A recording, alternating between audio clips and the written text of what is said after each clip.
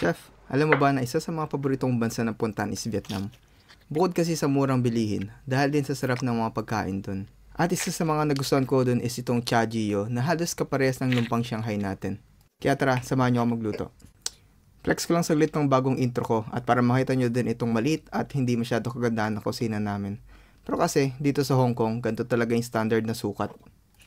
Sa mga nagtatanong pala ano itong nilalagay ko sa chopping board, ito ay mineral oil para mas tumagal yung buhay nitong kahoy at para hindi rin mag-retain ng bacteria dito. Ito, mag-prepare na ako. Bali, una kong ginawa is binabad ko sa mainit na tubig itong vermicelli or sotanghon para lumambot. Then para sa magiging feeling, una kong nilagay itong ground pork, then minced garlic. Tapos naglagay ako ng sibuyas.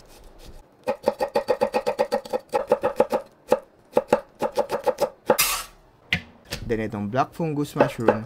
Importante ito kasi ito ang magbibigay ng distinct taste sa spring roll. Kagaya nga ng ating lumpia, meron din itong carrots. Pero protection muna bago maksyon. Dahil tinatamad ako maghiwa, kaya ginamitan ko nito. Tapos meron din itong shrimp meat for the fishy taste. Tapos tinimplan ko lang ng asin at paminta at konting sesame oil. And alam nyo na yan, isang itlog to serve as the binder. Actually, munti ko na makalimutan itong binabad ko na sotanghon, kaya nahalo ko muna bago ko nalagay ito. Tapos kinupit-kupit ko na lang para mas madali. Ayan, pwede ko na talagang haluin. Actually, isang rason kung bakit ko din niluto to dahil minatira pa akong rice paper wrapper sa last vlog ko. So, ganun lang ulit. Bababad sa konting tubig, tapos saka pwede ng palamanan.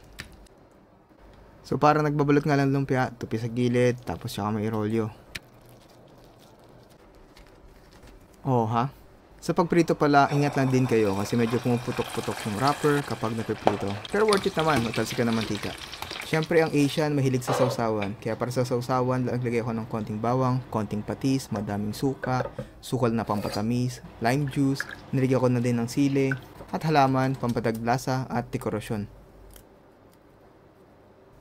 Hinalo-halo ko at tinikman. Ang sarap. Hindi ito pang samgyup pero napansin ko sa Vietnam mahilig din sila sa lettuce tapos naglagay lang ulit ako ng halaman pang dekorasyon.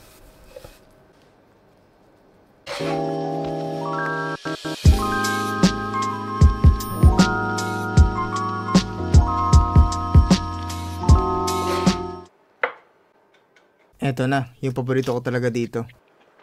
Tikiman time. Na-discover ko pala dito, masarap pala siya pag ibabalot sa lettuce.